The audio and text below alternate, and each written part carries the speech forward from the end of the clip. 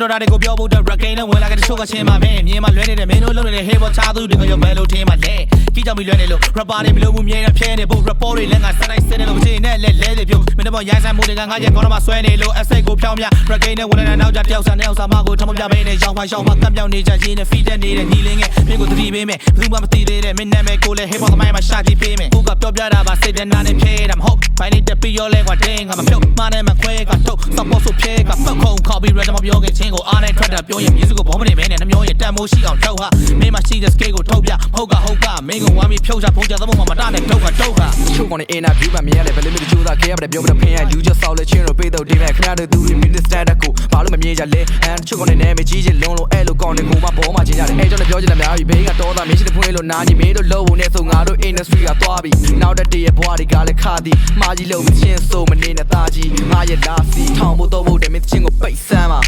တိတ်မရန်ကပဲပိတ်ချမ်းမှာအဲ့ဒါ8-1ဟာမင်းနဲ့ကွာချတဲ့အပြတ်သက်မင်းကိုတက်ဖြတ်မဲ့ black rap တွေဆက်ပြီးဖြဲလေးရက်ငါနဲ့လဲလာပြီးသူ့မနေနဲ့မနာလို့ပြပြီး shoot နေမှာအခုတင်ဝဲတော့မှလီတိုက်တဲ့နာမည်ကကြီးတယ်တော့ကြိုက်တဲ့ကိုအဟုတ်တင်နေတော့လဲလီးပဲစင်ပေါ်ကနေစင်အောက်ကမင်းတစ်ခုကိုတဲ့တဲ့တီးပဲ